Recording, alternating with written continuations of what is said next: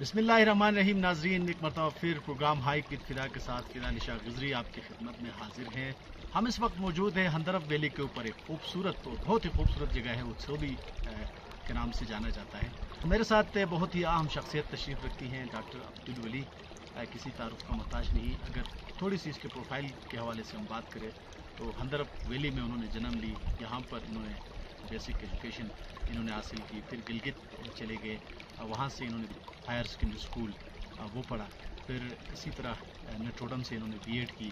AKU-ID سے انہوں نے ایم ایڈ اور ایم فل کی ڈگری حاصل کرنے کے بعد اس وقت یہ PhD کر رہے ہیں لنگ نان یونیورسٹی ہانگ کانگ میں.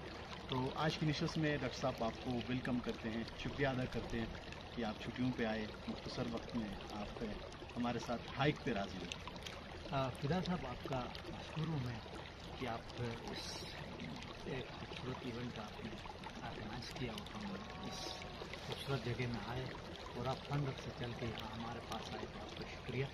اور آپ نے ایک چینل کا بھی آغاز کیا ہے تو ہم بہت خوشی ہوتی ہے. کالج کے دوران بھی آپ ایکٹیو رہے، وزٹ کی نمائندگی کرتے رہے. تو آج بھی آپ اپنے چینل کے ذریعے سے علاقے کے مسائل بہترین انداز سے اجاگر کر رہے ہیں. ایک خطے کی آواز بن کے آپ سامنے آئے ہیں تو اس پہ ہم آپ کا شکریہ ادا کرتے ہیں. بہت شکریہ سر. تو ذرا ہمارے ناظرین کو بتا دیجیے گا کہ ہندرف ویلی سے اٹھے بہت ہی مشکلات کے ساتھ آپ نے سفر کو جاری رکھا اور ایک خوبصورت مقام پر اس وقت آپ پہنچے. تو ذرا اس سفر کو ہمارے ناظرین کے لیے سمرائز کیجیے. فدا بھائی، وہ سامنے جو آپ دیکھ رہے ہیں میرا گھر وہاں پہ ہے، وہاں میں پیدا ہوا. اور پھر آگے آپ دیکھیں تو وہاں ہمارے گورنمنٹ پرائمری اسکول ہے اور یہ DJ اسکول ہے.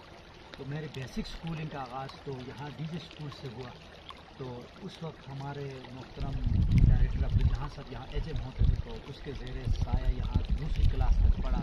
پھر ہم چلے گئے گورنمنٹ کے اسکول میں، وہاں شیرازی استاد ہمارے تھے، اس کے سرپرستی میں ہم نے 5ویں کلاس میں نے وہاں سے پاس کیا. اس کے بعد ہائی اسکول غلام علی، اس میں آپ بھی تھے تو ہم نے ساتھ میٹرک کیا.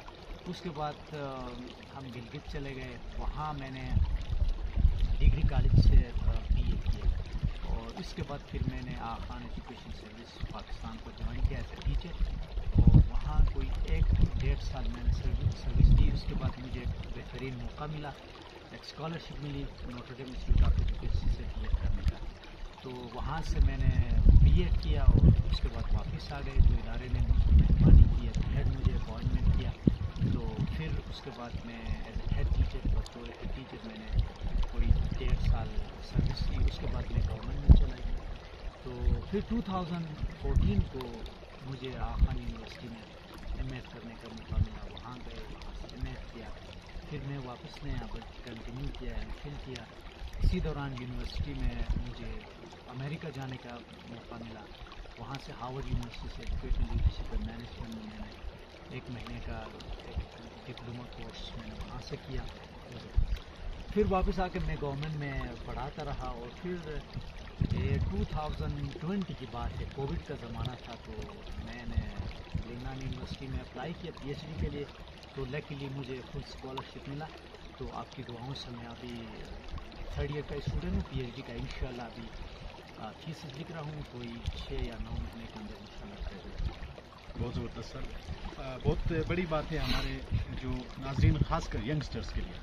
ذرا یہ بتا دیجیے کہ اس پورے سفر میں کس قسم کے مشکلات آئے اور کس ول کے ساتھ آپ نے ان کو فیس کیا؟ فدا بھائی، آپ کو پتہ ہے کہ ایجوکیشن میں ہمیشہ مسائل آتے رہتے ہیں.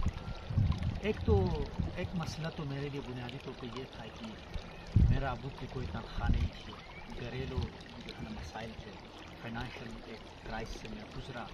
اور پھر میرے ساتھ سبلنگ بھی زیادہ تھے، ان کا ایجوکیشن سسٹم بھی ساتھ ساتھ چل رہا تھا. تو پھر میرے ابو نے یہ ڈیسائیڈ کیا کہ ہم گورنمنٹ اسکول میں، تو گورنمنٹ اسکول سے ہم نے تھرو آؤٹ اسٹڈی کیا. یہ ایک فائنانشیل کرائسس ایک بنیادی طور پر ایک چیلنج تھا. اس کے علاوہ آپ کو پتہ ہے کہ ہمارا یہ گاؤں ہے ریموٹ ایریا، یہاں سے آپ کے پاس اویئرنیس نہیں ہے کہ بھائی آپ ہائر ایجوکیشن کے لیے کہاں جائیں، کہاں جا کے پڑھیں. جب میں نے میٹرک کیا تو میں اپنے کزن جو میرے منظور صاحب مجھے ہوش میں، تو ہم نے ڈیسائیڈ کیا کہ ہم کراچی جائیں گے. कराची जाके इधर फैक्ट्री में जॉब भी करते हैं और इस तरह से है ना एजुकेशन को भी आगे बढ़ाते हम फौज में नहीं जाएंगे, ये हमने एक डिसीजन लिया, तय किया।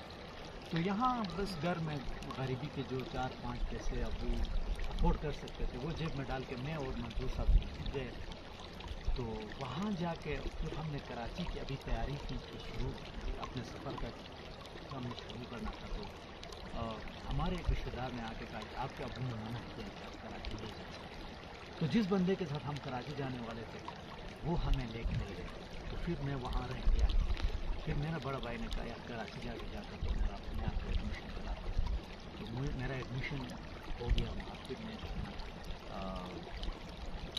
कॉलेज के दौरान भी काफ़ी मुझे मसाइल रहे, लेकिन मैंने उन मसाइल को अपने लिए एक अपॉर्चुनिटी समझा और उनको अपॉर्चुनिटी के तौर पर लिया।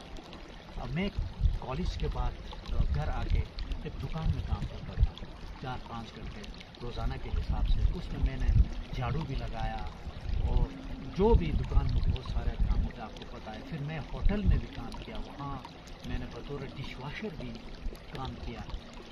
लेकिन मैंने कभी ये आर नहीं समझा अपने लिए, क्योंकि मेरा विल था, जो विश था वो था कि मैं एजुकेशन हासिल कर सकूं।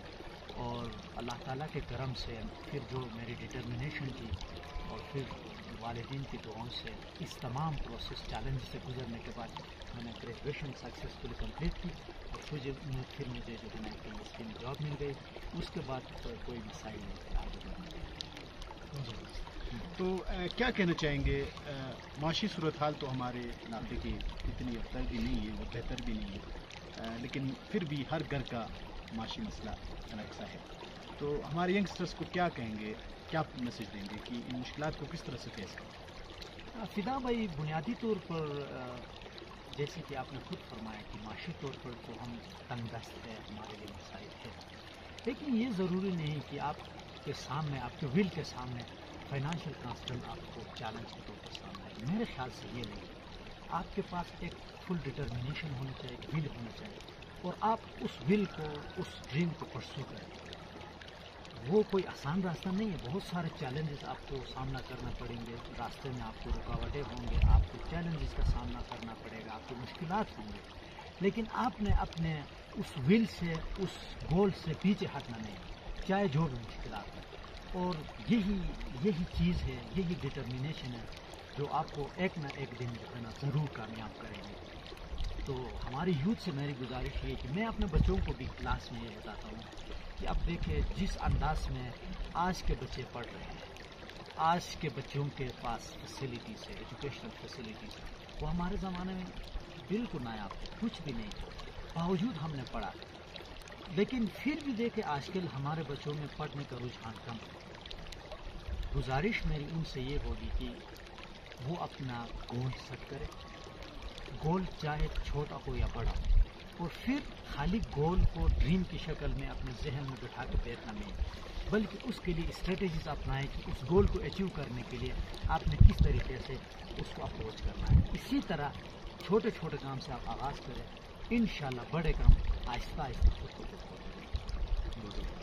एक सवाल मैं ये पूछना चाहूँगा कि अगर मैं 5 साल बाद जब अपने क्लास में आएंगे तो कितना एक तब्दील टीचर क्लासरूम के अंदर क्या महसूस करेंगे? मैं अभी पढ़ा रहा हूँ, अभी इसी दौरान मैंने स्कूल को ज्वाइन भी किया। अच्छा, इसी वोकेशन इस छुट्टी के दौरान मेरा थीसिस भी साथ साथ चल रहा है और मैं अपने इंस्टीट्यूशन को भी ज्वाइन किया है। मैं एक डिफरेंस, वाकई में डिफरेंस है आज का बच्चा और मैं जो 3 साल 3.5 साल पहले क्लास में जो पढ़ाता था उसमें बड़ा फर्क है।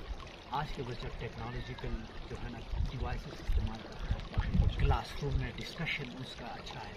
और मैं सवाल पूछता हूँ, और आज मैं आपको कुछ थोड़ी सी मिसाल दे दूँ, हमारे स्कूल में 7th क्लास की असम्बली की बारी थी। बेहतरीन अंदाज से बच्चियों ने खूबसूरत तरीके से मुख्तलिफ आइटम्स पेश किए। मेरे ख्याल से ये एक बड़ी तरक्की है, क्योंकि आज बच्चों के अंदर कम्युनिकेशन स्किल भी डेवलप हुआ है, वो क्वेश्चनिंग भी करते हैं, आपके साथ आर्गू भी करते हैं। यही चीज़ है जो आज के इस कंटेम्प्रेरी वर्ल्ड की डिमांड भी है और हमें ऐसा करना भी चाहिए। तो मैं एक टोटली डिफरेंट सिनेरियो देख रहा हूँ। ڈاکٹر صاحب کافی ایکسپوجر رہا، آپ بیرون دنیا رہے اور بہت اچھی اچھی جگہوں پہ گئے، بہت اچھی اچھی انسٹیٹیوشن پہ آپ حصہ رہے، تو وہاں سے کیا انسپریشن ہمارے بچوں کو دیں گے، ہمارے خاص کر یوتھ کو دیں گے جو ان کے لیے زندگی میں فروٹفل ثابت؟ یہ ایک بہترین کوشچن ہے اور اعلیٰ معیار کا کوشچن ہے فدا صاحب، کہ جب ہم انٹرنیشنل ایکسپوجر پہ جاتے ہیں تو فرسٹ آف آل ہم یہ کہتے ہیں کہ کیا ہم پڑھا سکتے ہیں اپنے آپ کو ان سے کمتر سمجھ، اور اکثر ہمارے خصوصاً ہمارے جو بندر تحصیل کی جو مارجنلائز لوگ ہیں، پیریفری میں رہنے والے لوگ ہیں، ہمارے اندر ایک احساس ہے۔ میرا ایکسپیرینس رہا 2 کنٹریز میں خصوصاً پڑھنے کا، اور پھر میں جاپان سنگاپور اور ان ممالک کا وزٹ بھی کیا، وہاں اسکولوں کو بھی دیکھا۔ ہمیں ہمیشہ اپنے آپ کو کمتر نہیں سمجھا۔ میں وہاں ایم فل کی کلاسز بھی لیتا ہوں، تو میں شروع میں مجھے یہ ڈر لگتا تھا کہ میں ان بچوں کو کیسے انٹریکٹ کروں، ان کو پڑھا سکوں یا نہ پڑھا سکوں۔ جب میں نے اپنے پیڈاگوجی کا آغاز کیا، بچوں کو پڑھانا شروع کر دیا، تو مجھے آہستہ آہستہ سے ریئلائز ہونے لگا کہ یار ہمارے اندر ٹیلنٹ موجود ہے، لیکن کانفیڈنس کی کمی ہے، اس کی وجہ سے ہم وہ پرفارم نہیں کر سکتے جو دوسرے لوگ کر سکتے ہیں۔ تو لہٰذا میں اپنے اسٹوڈنٹ کو یہ پیغام دینا چاہتا ہوں کہ آپ اپنے کانفیڈنس کو دیکھتے رہیں، اور کبھی بھی آپ یہ نہ سوچیں کہ آپ کسی سے کمتر ہیں، یا آپ کے اندر نالج نہیں ہے، یا آپ کے اندر ایکسپوجر نہیں ہے۔ ہمارے بچوں کے اندر بہت ٹیلنٹ موجود ہے، اگر ان کو اپرچونٹی مل جائے تو وہ ایک بہترین تبدیلی اس سوسائٹی میں لا سکتے ہیں۔ تو اس جو انٹرنیشنل میرا ایکسپوجر ہے، یہ میرا ایک کنکلوژن ہے، میرا ایک لیسن لرن ہے کہ ہمارے بچے کسی سے کم ہیں، ہمیں اپرچونٹی ملے ہم ایکسیپٹ کر سکتے ہیں۔ بہت زبردست، تھینک یو سو مچ سر، آپ نے ٹائم دیا۔ تو تھینک یو ویری مچ فدا صاحب کا، آپ کا ٹائم کو ونس اگین، اور آپ کے چینل کو ہم گڈ وش کر سکتے ہیں، اور آپ کا چینل ہمیشہ پراسپرس رہے، اور آپ خطے کی آواز بنے، اور ملکی اور علاقائی مسائل اجاگر کرتے رہیں۔ جی ناظرین، یہ تھے ڈاکٹر عبدالولی صاحب، بہت اچھے خیالات کا اظہار کیا، ہمارے حکام کا حصہ بنے۔ ہماری کوشش ہے کہ ہم اس خطے کے اندر بسنے والے ہر طبقے کی آواز کو آپ تک پہنچائیں، اور بہت سارے لوگ ہیں جو اس پروگرام کا حصہ بننا چاہتے ہیں، اور یقیناً مستقبل میں بھی اسی طرح کے پروگرام آپ کی خدمت میں پیش کریں گے۔ فی الحال شاہ کو اجازت دیجیے، بہت شکریہ۔